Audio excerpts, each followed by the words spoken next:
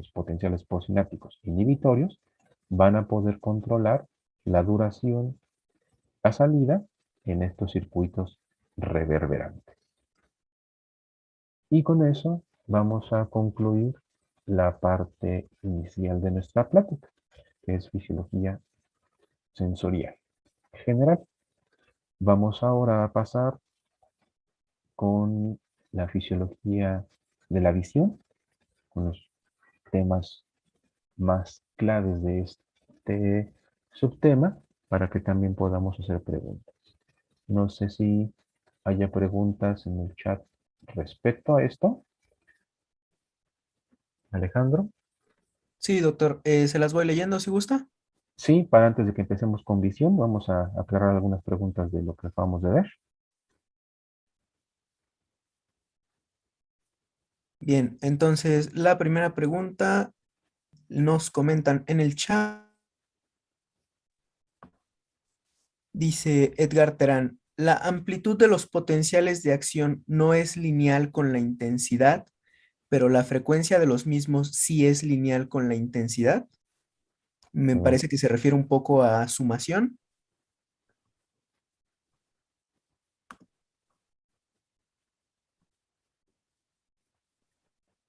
ok, ¿me la puedes repetir, por favor?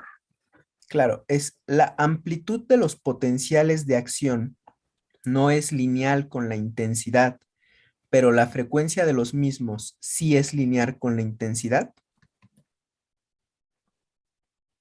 Ok, ninguna de las dos sería lineal.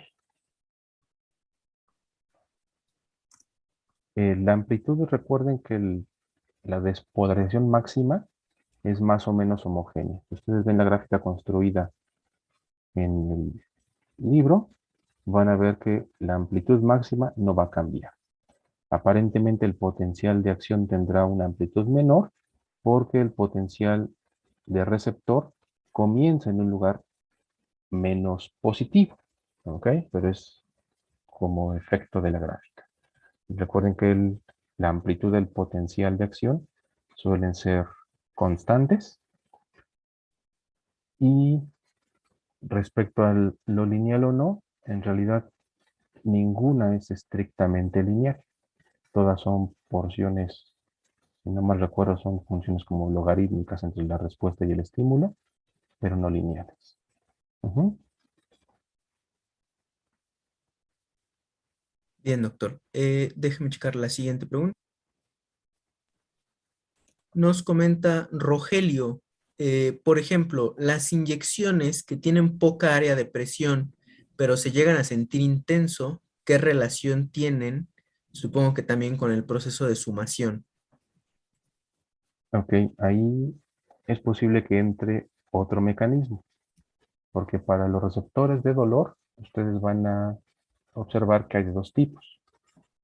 Algunos que responden como a presiones intensas, a deformaciones mecánicas intensas, y otras terminales nociceptoras que se conocen como polimodales.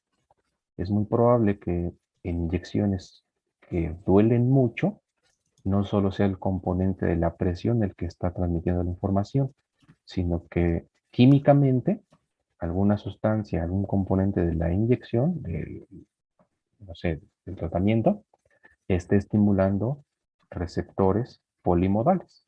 Entonces están sumando los estímulos dolorosos y por esa razón se percibe más intenso, aunque sea básicamente la misma aguja. ¿De acuerdo? ¿Ok?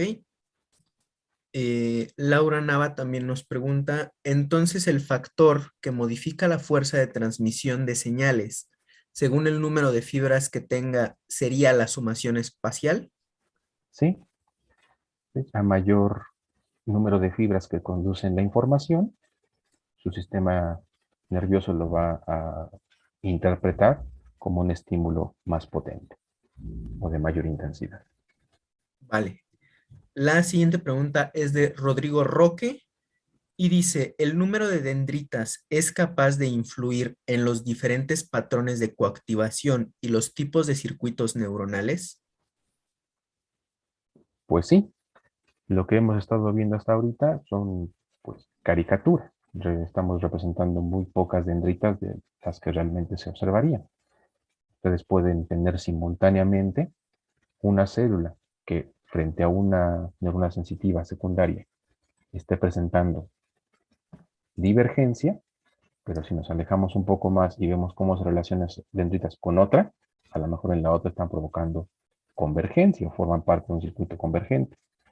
Recuerden que aquí todo lo representamos de la forma más simplista posible para que se puedan entender los mecanismos como individuales, pero ya en la organización real hay organizaciones que están simultáneas y una neurona puede formar parte más de un circuito canónico, de un circuito de organización. Eso sí, entre más número de dendritas tenga, posiblemente participe en más de un circuito. Ok. La siguiente pregunta es si podría explicar de nuevo el concepto de potencial de receptor. ¿Sí? El potencial de receptor. Imagina que es el potencial de membrana de reposo. Para el caso del corpúsculo de Pacini, que tenemos aquí representado, todo es la misma célula. ¿De acuerdo? Solo que esta porción, la que es propiamente la parte receptora de toda la célula, es la que no tiene mielina, la que tiene cápsulas de tejido conectivo. El potencial de membrana de esta zona es un potencial de receptor. Este potencial de receptor o este potencial de membrana va a cambiar en función del estímulo, ¿sí? No el resto del potencial de la membrana de la célula. No toda la célula cambiará su potencial de membrana por lo que ocurre en el estímulo. Una vez que el potencial de receptor alcanza el umbral, entonces el resto de la célula puede generar un potencial de acción, que ustedes saben que es un cambio en el brusco en el potencial de membrana, y eso se va a transmitir. Básicamente el potencial de receptor es el potencial de membrana de la zona receptora, ¿ok? No de la membrana completa, solamente de la zona receptora, de la que es responsable de percibir el estímulo. Bien, doctor, gracias. La pregunta que sigue es igualmente de Edgar Terán. Nos dice que si hay alguna forma farmacológica o algún otro tipo de intervención en la cual se pueda modificar la adaptación de los receptores.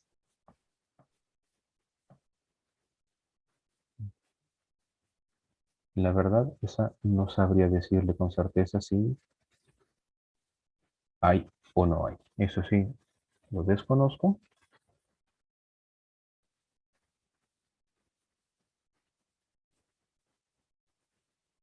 Sí, no, eso sí, lo desconozco. No tengo información. Ok, pasamos a la Ujú. siguiente pregunta. Pau Jiménez nos pregunta en qué situación se modificaría la amplitud del potencial de acción. Supongo que referido a potencial de receptor. El potencial de receptor sí cambia su amplitud. Recuerden que el potencial de acción no. Es un de amplitud básicamente constante. El potencial de receptor cambia su magnitud respecto a la intensidad del estímulo. Lo habíamos visto en la siguiente gráfica.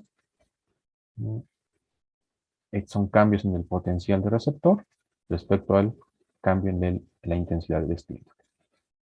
En un estímulo pequeño podemos tener una despolarización de 5 o 10 milivolts, mientras que en un estímulo mucho más fuerte podemos tener cambios en el potencial de receptor de 60 a 70 milivolts.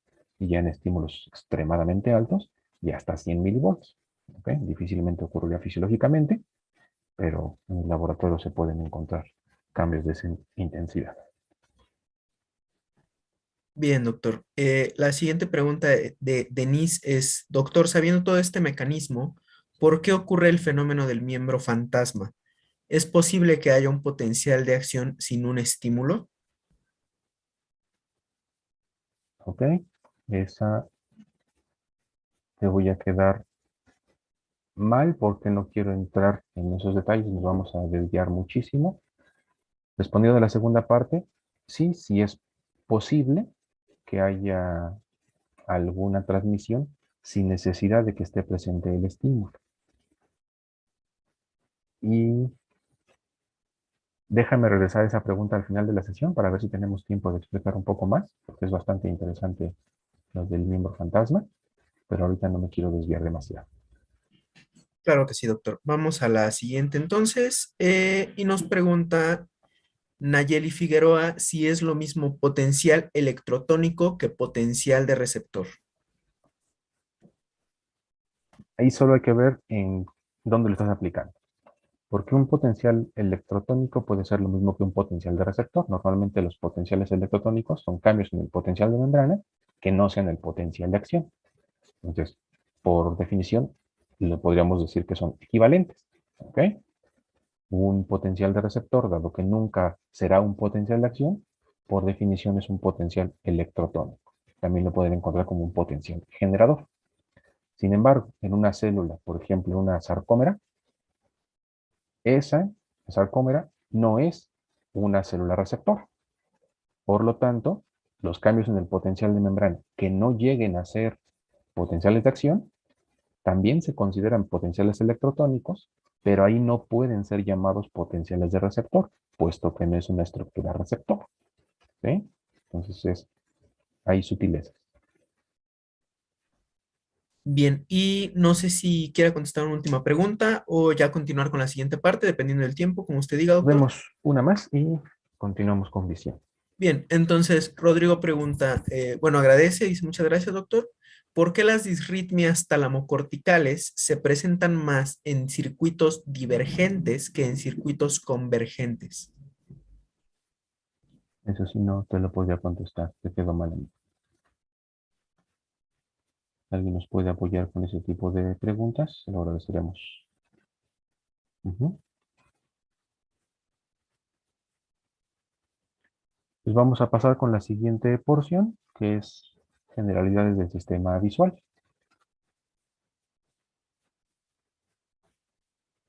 Lo primero que vamos a revisar es un poco de óptica. Y para hablar de óptica, vamos a definir lo que es el punto focal. Cuando un haz de luz incide sobre el ojo, este converge y el sitio donde converge se le llama punto focal. ¿De acuerdo? El punto focal, para tener una visión correcta, debe estar en la retina, como aquí se representa. Cuando esto ocurre, ustedes ven con claridad. Hay alteraciones en la refracción que van a ocasionar que el punto focal no esté sobre la retina. En el caso de la hipermetropía, el punto focal está posterior a la retina y la miopía está localizado antes de la retina. Este tipo de trastornos en la refracción pueden ser corregidas con lentes. Ustedes tendrán lentes convergentes, que son convexas, y esto va a favorecer que el punto focal se acerque, coincida con la retina y se corrige la visión. Entonces, en la hipermetropía, el punto focal se encuentra por detrás de la retina y se corrige con una lente convexa, una lente convergente, de tal forma que ahora el punto focal termina en la retina. Por otro lado, la miopía presenta un punto focal que está por delante de la retina. Este defecto se va a corregir con una lente cóncava o una lente divergente que retrasará el punto focal, de tal forma que ahora esté en la retina. Entonces, los dos trastornos más comunes, hipermetropía y miopía, los vamos a corregir con este tipo de lentes, convergentes y divergentes, convexos o cóncavos. Tenemos otro trastorno muy común, que es el astigmatismo. Este puede ser por defectos en el cristalino o por defectos en la córnea. Estos defectos van a provocar que se tenga más de un punto focal y que la visión se torne borrosa. Este tipo de anormalidad en la refracción se va a corregir con lentes que se conocen como lentes toroidales o lentes cilíndricas. ¿Bien? Entonces, básicamente, cada una de los ejes en los que se está refractando la luz van a corregirse para formar un único punto focal sobre la retina. Y de esta forma se va a corregir el astigmatismo. Con la edad, perdón, antes de la edad, lo que estamos representando en esta imagen es algo que se conoce como acomodación. Cuando ustedes ven un objeto distante y luego miran un objeto cercano, el cristalino cambia su forma. Se vuelve más aplanado o más abombado, más esférico o más plano. Esto va a provocar que el punto focal siempre quede en la retina. Cuando un objeto distante es el que está siendo observado, su cristalino se va a aplanar y el punto focal convergerá en la retina para verlo con claridad. Si ustedes ahora quieren ver un objeto cercano, el cristalino se vuelve más esférico y esto va a provocar que la refracción nos mande un punto focal precisamente en la retina. ¿De acuerdo? Ahora sí, con la edad, las personas experimentan dificultad para leer, para observar objetos cercanos. Esto es la presbicia. Un ojo normal observará este objeto cercano y formará su punto focal en la retina. Sin embargo, en un ojo con presbicia, el objeto cercano se ve borroso. Y esto ocurre porque el cristalino pierde elasticidad. Perdemos la capacidad de acomodación. El objeto cercano no va a poder formar una imagen nítida. ¿A qué de los trastornos con los que iniciamos se parece? Pues veamos. Este objeto cercano va a tener un punto focal por detrás de la retina. Y eso, como habíamos visto, corresponde a la hipermetropía. La presbicia puede también ser auxiliada con lentes convergentes, con lentes convexas.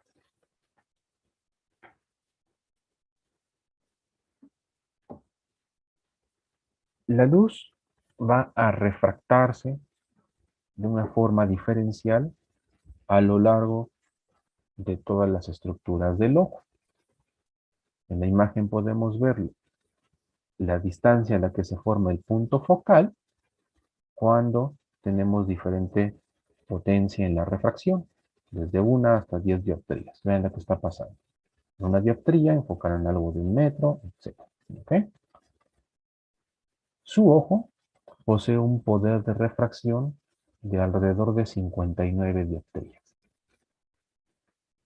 Estos números que vienen aquí son los índices de refracción de cada una de las estructuras del ojo.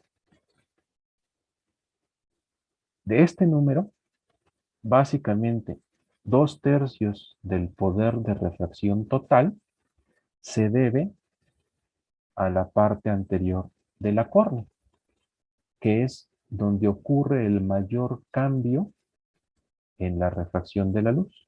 ¿Por qué? Porque venimos de un ambiente que es aire, y luego aquí ocurre la mayor refracción, y las demás estructuras tienen índices de refracción un poco más similar. Entonces, 2/3 del poder de refracción obedecen a este cambio en el medio, del aire a la córnea. ¿De acuerdo?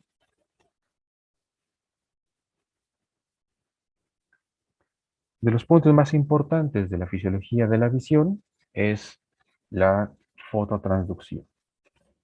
Entonces vamos a primero a recordar que la retina tiene una serie de 10 capas. Los receptores se encuentran muy cerca de la capa pigmentaria, en la capa de los fotorreceptores, y ahí encontraremos los conos y los bastones. Vamos a ver lo que ocurre en esta parte de la retina, ¿sí? Hasta el fondo de ella. La luz va a incidir directamente en el ojo y va a llegar a la retina. En la retina tenemos una zona, la mácula, donde se tiene la mayor capacidad visual, sobre todo en la fobia. ¿De acuerdo?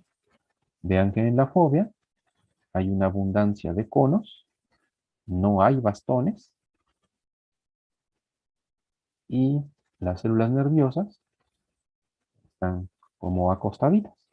Eso permite que la luz pueda llegar directamente a esos fotorreceptores. Es una zona de muy buena agudeza visual. ¿Cómo es el mecanismo de fototransducción?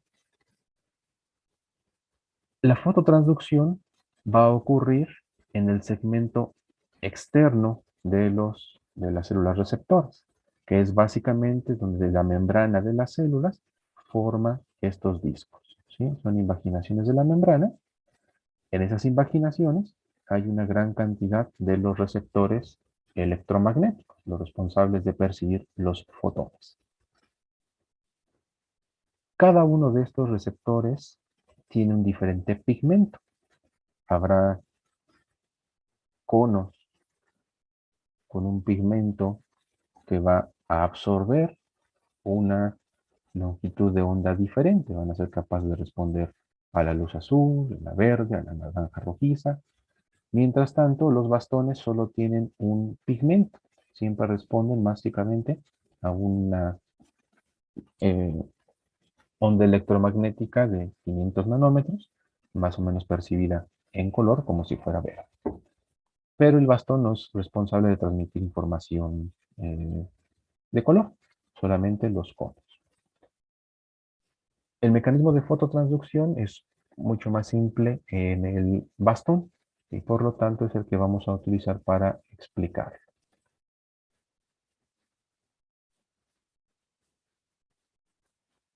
En los discos del bastón van a estar estas invaginaciones de membrana y en esa membrana se va a encontrar la rodopsina. La rodopsina va a ser la sustancia que es capaz de percibir el fotón. Esta rodopsina está compuesta por dos moléculas, una parte proteica llamada opsina o escotopsina y por una molécula denominada retinal. ¿Okay? En ausencia de luz, el retinal tiene una conformación que se denomina 11 cis, es decir, en su carbono 11 tiene un enlace cis. Y este enlace cis provoca este pequeño quiebre. Ven aquí el retinal. ¿Sí? Este es el 11 cis retinal. El 11 cis retinal asociado a la parte proteica, a la opsina o escotopsina, le da un color a esta molécula. Tenemos aquí el fotopigmento coloreado. La rodopsina, mientras está compuesta por la parte proteica y por el cisretinal, está colorida y es capaz de absorber fotones. Cuando está presente la luz, el fotón va a incidir directamente sobre el cisretinal y va a provocar que su enlace 11-cis cambie a un enlace trans. Esta molécula ahora tendrá todos sus enlaces trans y por lo tanto la van a encontrar como una molécula que se denomina todo trans.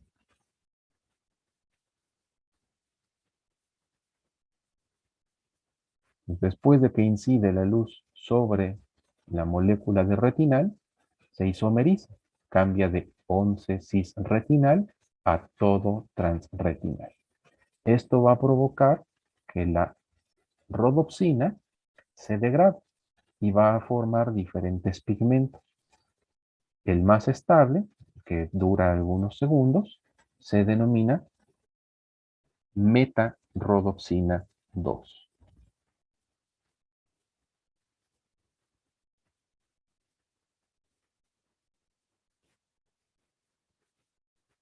Esta meta-rodoxina 2 es el pigmento activo. Va a provocar que la proteína G se disocie y que continúe la señalización en el bastón. Entonces, la metarrodoxina es la parte activa de este fotopigmento. Después de después de algunos segundos, la metarrodoxina también se degrada y se separan el componente retinal de la opsina incolora. Cuando esto ocurre, la parte proteica se blanquea, pierde su capacidad de ser estimulada con la luz. Posteriormente, una isomerasa vuelve a convertir el transretinal en 11-cis, se vuelven a asociar el 11-cis retinal con la opsina y regeneran el pigmento, el fotopigmento. Entonces vamos a ver qué es lo que está pasando en este bastón. En condiciones de oscuridad, su rodopsina se encuentra como rodopsina coloreada, es decir, la opsina y el 11-cis-retinal. Esto no es la forma activa del pigmento y por lo tanto no va a activar a ninguna proteína G, no va a activar la cascada de señalización. En este momento, los bastones solo van a percibir lo que constitutivamente tienen activado, que para el caso de estos fotorreceptores es una guanilato ciclasa. ¿Sí?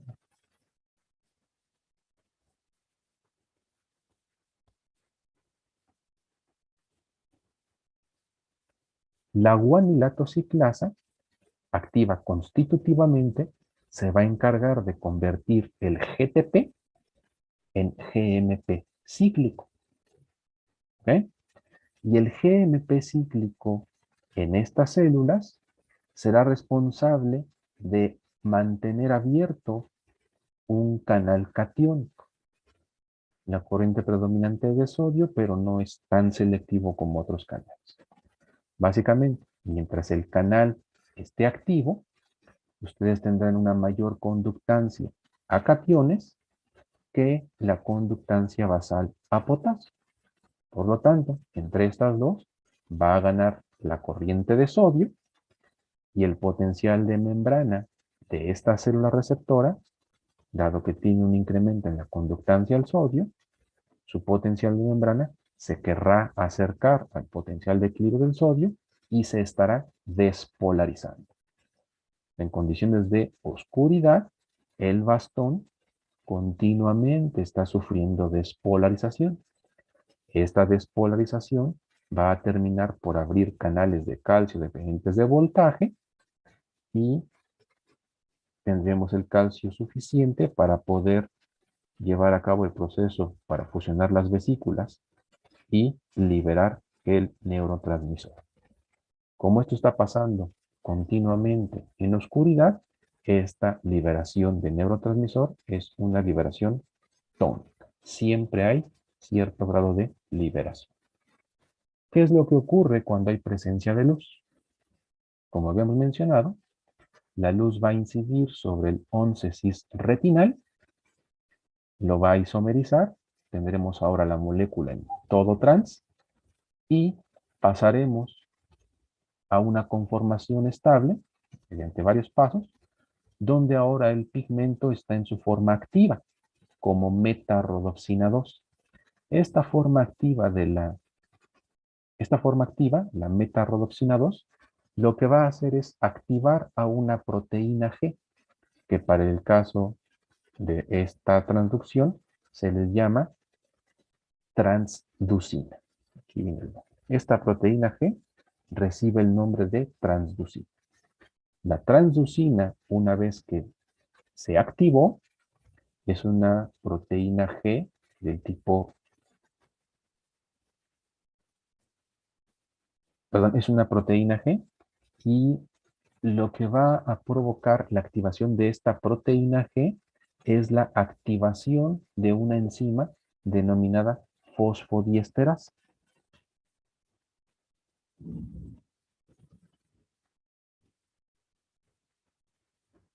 La fosfodiesterasa se va a encargar de degradar el GMP cíclico que se estaba produciendo constitutivamente en oscuridad, va a disminuir la concentración de GMP cíclico y los canales catiónicos que estaban abiertos en oscuridad se van a comenzar a cerrar. En este momento, la conductancia predominante es la de potasio y entonces el potencial de receptor, el potencial de membrana de esta célula, se acercará al potencial de equilibrio del potasio, haciéndolo más negativo y por lo tanto esta célula se está hiperpolarizando. La hiperpolarización de esta célula va a provocar que cada vez se libere menor cantidad de neurotransmisores. ¿De acuerdo? Este movimiento de sodio al interior de la célula, dado que solo ocurre en la oscuridad, se denomina corriente oscura. ¿De acuerdo? Esa corriente oscura cesa en la luz, dado que la metarrodoxina 2 está activando la transducina activa la fosfodiesterasa y la fosfodiesterasa degrada el GMP cíclico que es necesario para mantener el canal catiónico abierto. De esta forma, habremos convertido un estímulo electromagnético en un estímulo eléctrico, en un potencial de acción. Liberación de un neurotransmisor que más abajo va a provocar también cambios en el potencial de membrana de las células bipolares y más adelante de las ganglionales. Nuevamente lo mismo. Aquí tenemos el bastón, pero está de cabeza con respecto a la imagen anterior. Tenemos la zona de liberar neurotransmisor y la parte de los discos donde se percibe el fotón. En la oscuridad, constitutivamente habrá producción de GMP cíclico, se mantiene abierto el canal, hay corriente oscura y la célula estará despolarizando, liberando tónicamente neurotransmisor. En la luz, la metarrodoxina 2 se va a formar y esta metarrodoxina 2 o el pigmento activo estimulará a la transducina, que es esta proteína G heterotrimérica. Esta proteína G lo que va a provocar es la activación de la fosfodiesterasa, que degradará el GMP cíclico y por lo tanto la corriente oscura cesará. Y la célula se va a hiperpolarizar, dado que la corriente predominante será una corriente de potasio.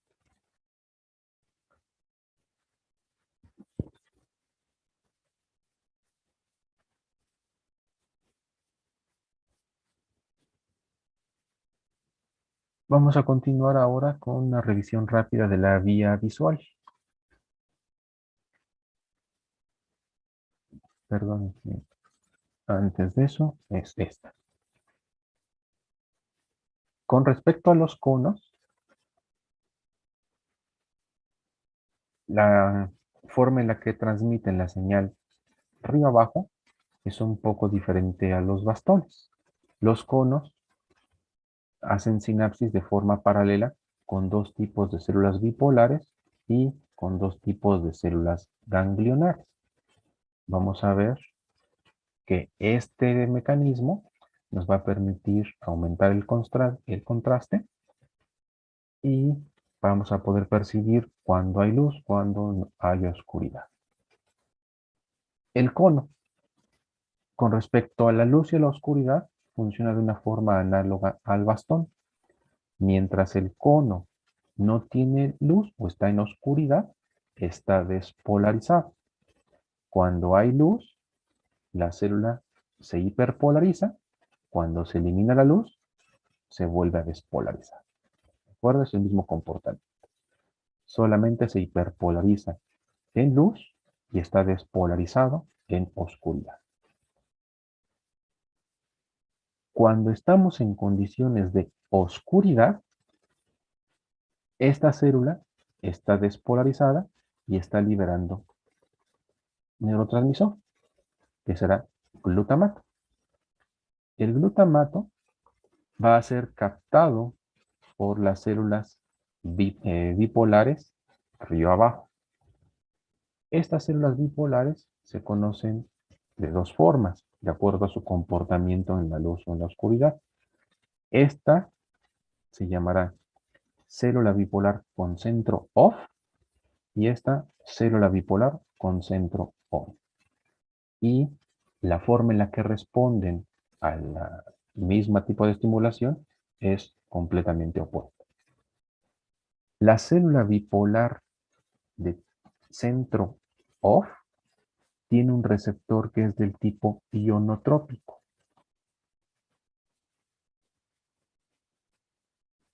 La célula bipolar con centro on tiene receptores metabotrópicos.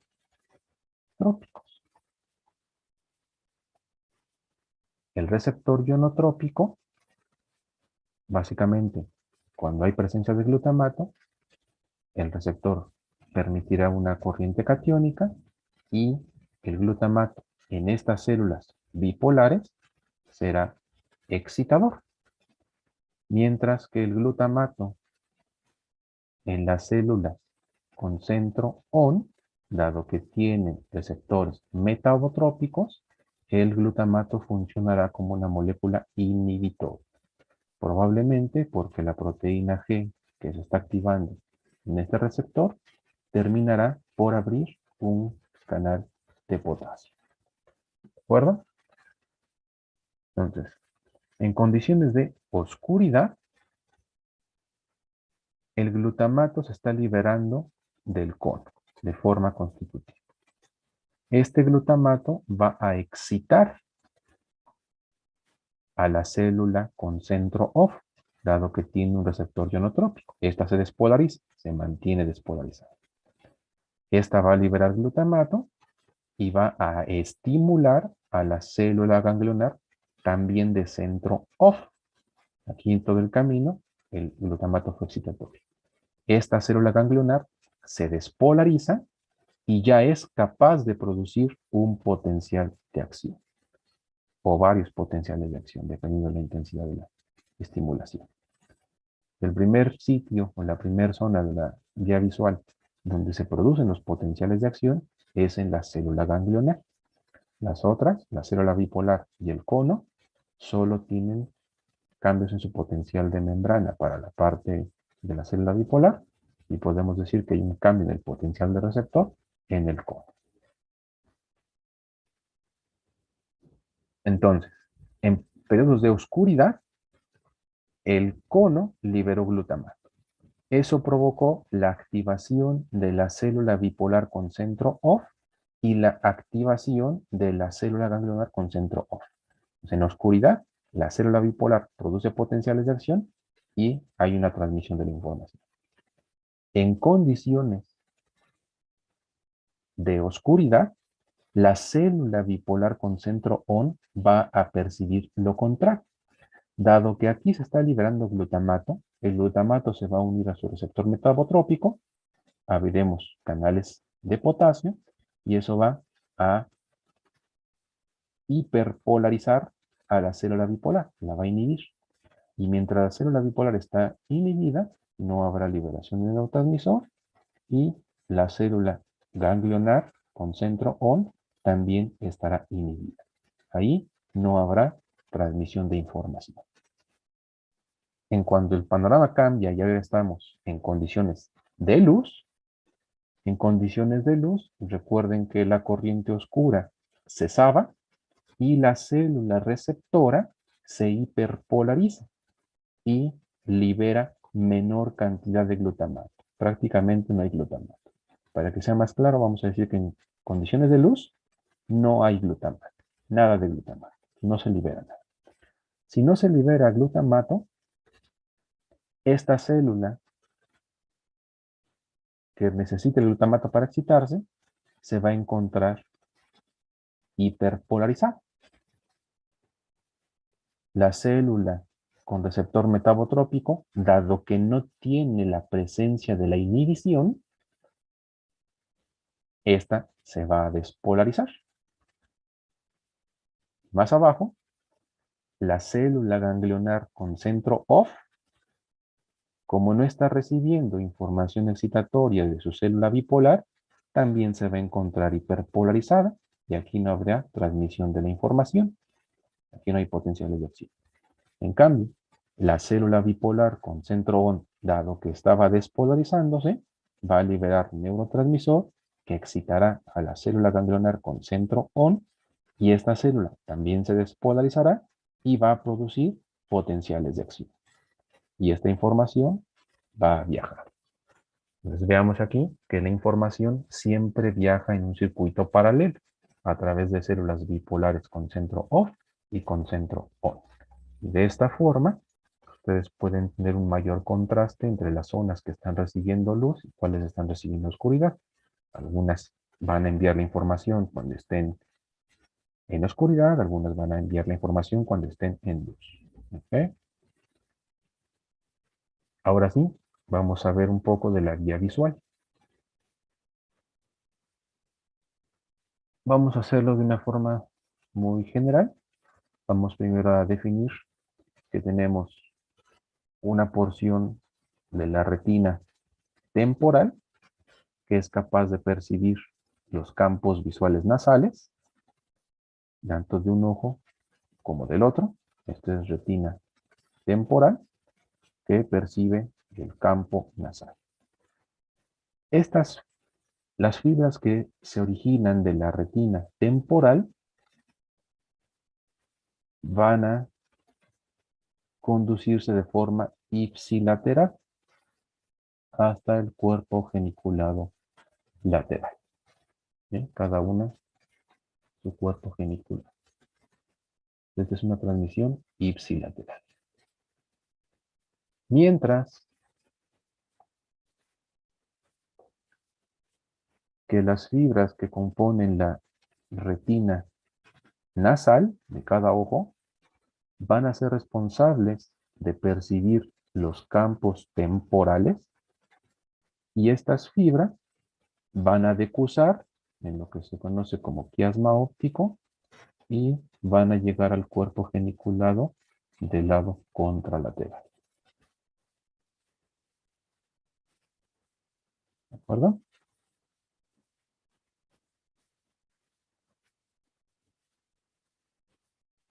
A partir de aquí, en el cuerpo geniculado lateral, habrá información que llega al mesencéfalo para coordinar los movimientos oculares y los reflejos, el diámetro de la pupila, o bien relevos con fascículos que llegan hasta la corteza visual primaria y su lóbulo occipital.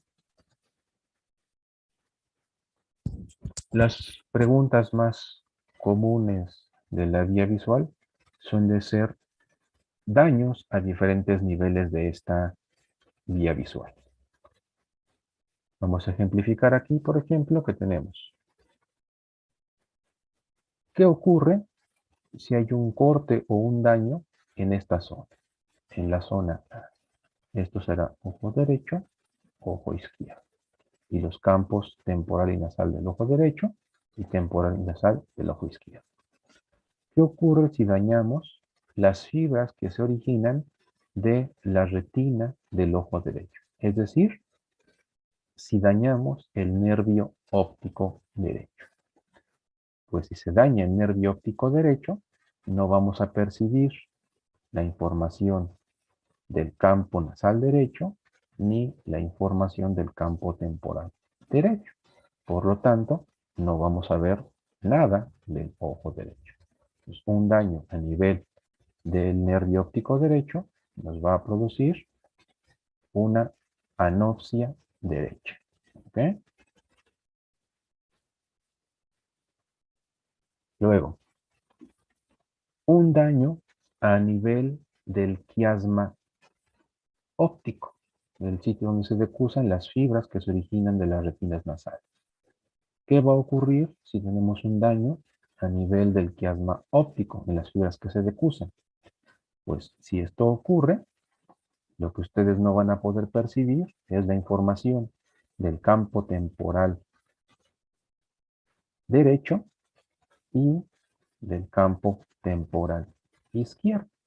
Básicamente, nuestra representación es esta, con la letra B.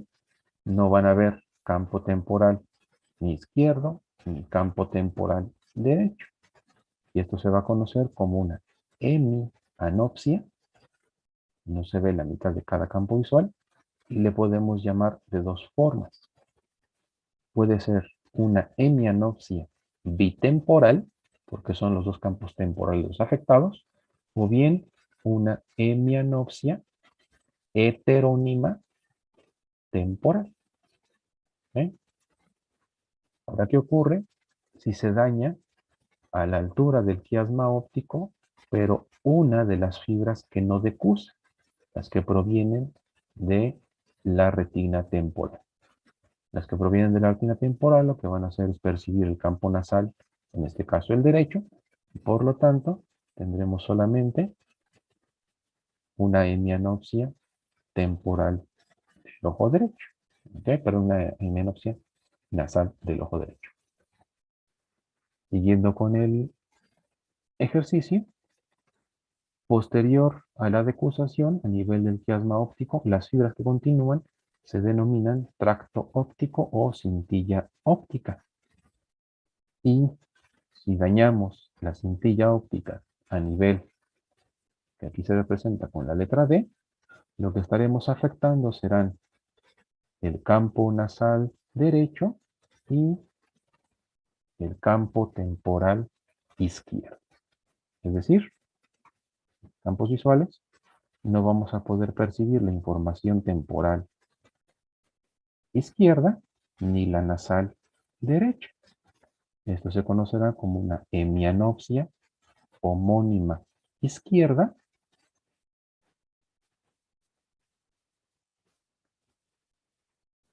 Y por último, vamos a observar que del cuerpo geniculado hacia la corteza visual primaria, área 17 de Brodmann,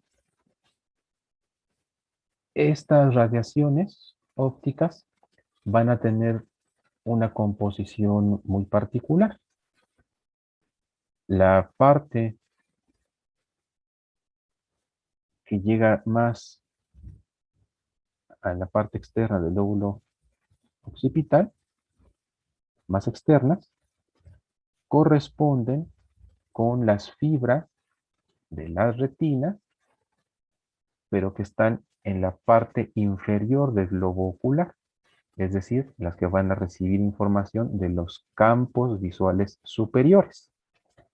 Por esa razón, si ustedes dañan las radiaciones ópticas que aquí se representan con la letra E, lo que no van a poder percibir es la información que viene de esas fibras.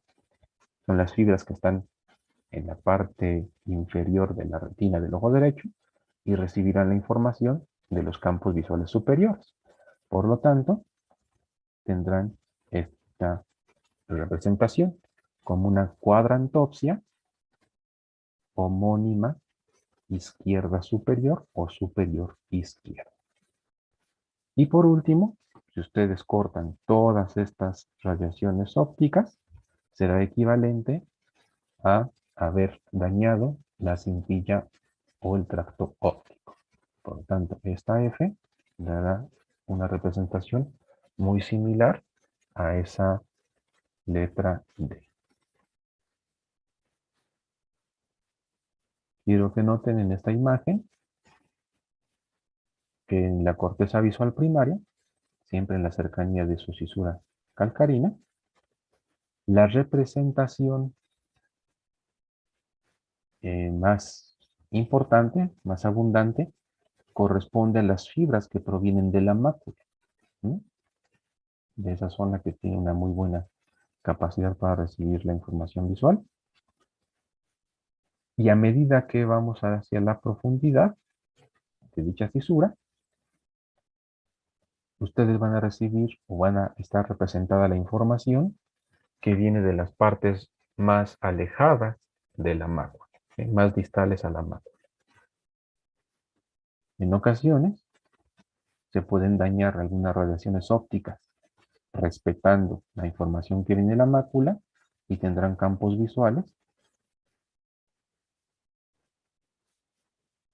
donde se respeta el centro o bien donde solo el centro es el que está dañado, si la información proviene exactamente de la mácula.